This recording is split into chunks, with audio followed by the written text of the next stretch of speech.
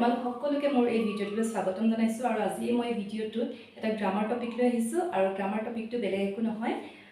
সেইটো হৈছে voice change আৰু ভয়েস চেঞ্জ আমি কৰিবলৈ শিকিবলৈ গৈ আছোঁ ইন্টাৰগেটিভ সেন্টেন্স অৰ্থাৎ প্ৰশ্নবোধক বাক্য আমি কেনেকৈ ভয়েস চেঞ্জ কৰোঁ বহুতো ছাত্ৰ ছাত্ৰী এই বিষয়টোত অলপমান কনফিউজন থাকে তো মোৰ এই ভিডিঅ'টো মই চেষ্টা কৰিম যে এই কনফিউজনখিনি তোমালোকৰ দূৰ হওক এতিয়া প্ৰথম কথাটো হৈছে ইন্টাৰগেটিভ সেন্টেন্স আমাৰ কেনে ধৰণে আৰম্ভ হয় ইন্টাৰগেটিভ সেন্টেন্সটো হয়তো আমি সুধিব পাৰোঁ প্ৰথমতে অক্সিলাৰি বা হেল্পিং ভাৰ্ব ব্যৱহাৰ কৰি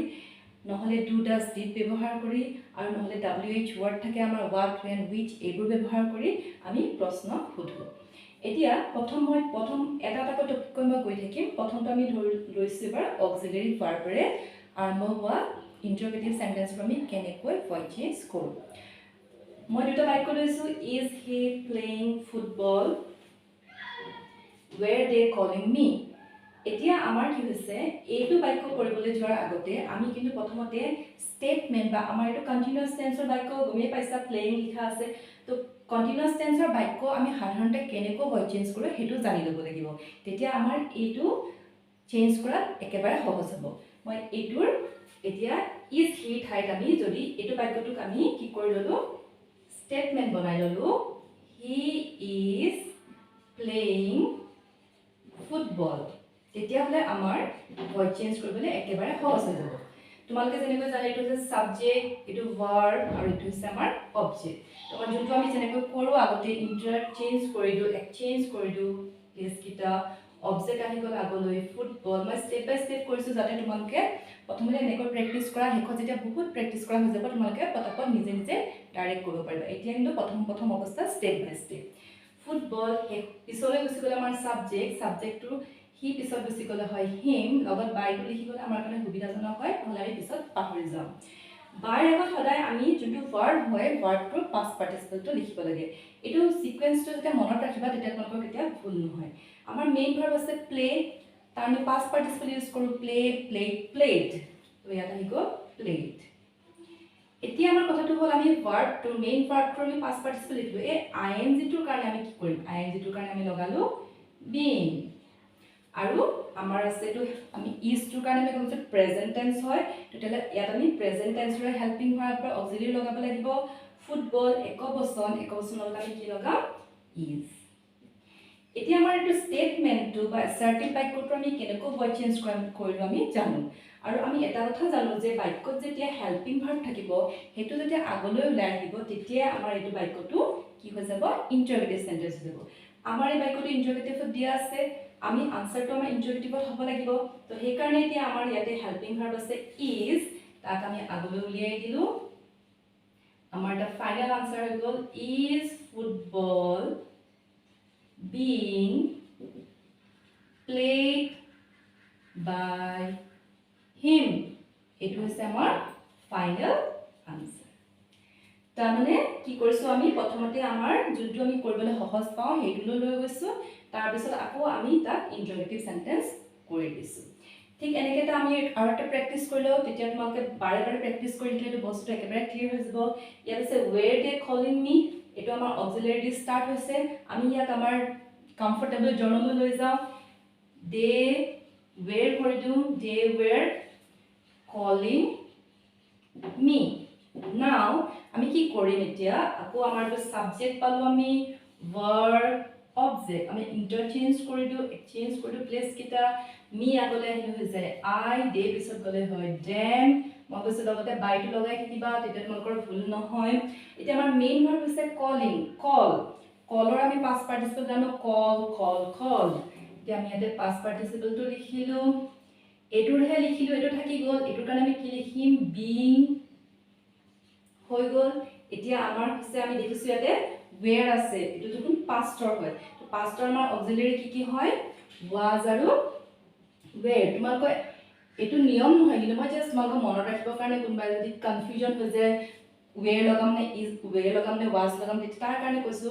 যে 1 2 3 তিনটা লেটাৰ আছে মানে এটো আৰু এটো চাৰিটা লেটাৰ আছে এটো ডাঙৰ বেছি লেটাৰ আছে বহুবচন লগত লগাম কম লেটাৰ আছে একবচন লগাম এটো কোনো নিয়ম নহয় দেই এটো জাস্ট এটা ট্ৰিক এটা যেনেকৈ ধৰিলা ইজ আৰু আৰৰ যদি কাৰবাৰ খেলিমেলি লাগে দুটা আখৰ আছে সৰুবোৰৰ লগত লগাম একবচনৰ লগত তিনটা আখৰ আছে বহুবচনৰ লগত লগাম এনেকৈ মনত ৰাখিব পাৰা তো যেনেকৈ ধৰণে মনত ৰাখিলে তোমাৰ ভাল হয় তেনেকৈ মনত ৰাখিবা আৰু এতিয়া আই লগত এতিয়া কি লগাবা আইটো ধৰণে একবচন লগততো আমি প্ৰেজেন্টত থাকিলে এম লগাও এতিয়া পাছত কি লগাম একবচন was I was being called by them এটো আমাৰ হৈ আছে এতিয়া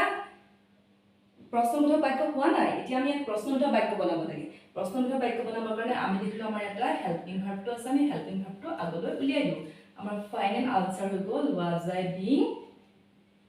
called by it was our final answer question asle question ate thakile to etu hoto point clear hoise bole moi bhabisu next tumalok eta bujabole goi asu model auxiliary thakile moi koisu je auxiliary mane akol be verb khini nohoy model auxiliary khini ko model auxiliary mane can could may might ekhiniu hobo to etia jodi hekhini thake tetile ami kene koi korim eta baikyo disu can he do this to etia etu korbole gole ami ki korbo lagbo ami dekhisu eta ta model auxiliary ase ami majole bhurai loi golu he can do this etia subject verb object agoloi loi ahilu this isoloi loi golu by him amar main verb ase ki can main verb ase do do did done hoday bayar agot amar verb past participle etia tumalkor eta mone rakhibo lagibo je jetia amar model auxiliary thakbo tetia ami eta notun shobdo ব্যবহার করিম এটো হইছে B ঠিক আছে তো this আৰু can to can থাকিলে this can be done by him এতিয়া আমাৰ কি হৈছে আমি এক প্ৰশ্ন বনাব লাগিলে আমি আগলৈ লৈ দুটা বলিয়ে can this be done by him বুজি পাইছা নিশ্চয় তেনেকে will or লগতো ঠিক একে ধৰণৰ আমি বি লগাব লাগে এটা বেলেগ এটা বাক্য লৈ ল এটো কি হৈ গল হেল্পিং ভাৰ্ব মাজত ভৰাই ললো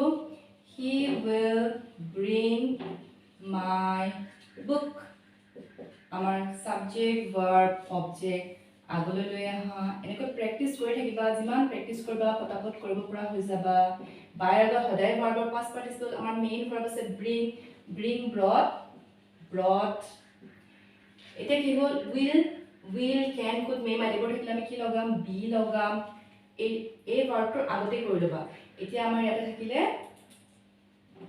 will helping verb আকৌ আমি তা আগলৈ লৈ গিলো will my book be brought by him এটো আমাৰ এনেদৰে কৰিব লাগে I think this topic is also clear now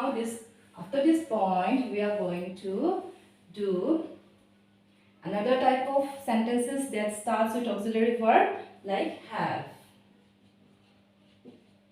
have you completed your work ঠিক আছে এতিয়া আমি এটো কৰিবলৈ হলে আমি কমফৰ্টেবল জনলৈ যাও কি কৰিলো you have completed your work এতিয়া আমি মনত পেলাব লাগিব যে আমি have has had over থাকিলে আমি কেনেদৰ কৰিছিলো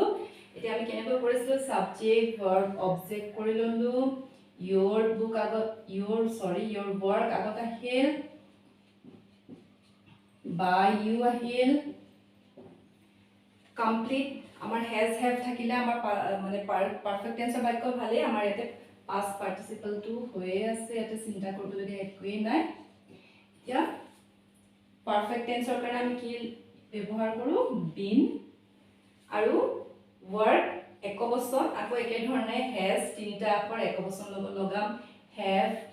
চাৰিটা আখৰ বহুবচন লগাম আৰু সদায় ফাৰ্স্ট পাৰসন লগত I we এবৰ লগত have ব্যৱহাৰ কৰিব এতিয়া সিঙ্গুলাৰ হেতু কাৰণে আমি কি লগালো has your work has been completed by you এতিয়া তোমাৰ কামটো তুমি কমপ্লিট কৰিলা তো কেতিয়াবা এটো by you to নিলিখলো হয় এটো কথা আমি পিছত এবোৰ শিকিম এবোৰ বেলেগ এডভান্স স্টেজত যাব প্ৰথমতে আমি আমাৰ যোনটো ৰেগুলাৰ নিয়ম হেতুত আমি শিকি আছো এতিয়া আমি আকৌ কি কৰিলো ইয়াত আমি কোৱেশ্চন বনাবলৈ আগলৈ উলিয়াই been completed by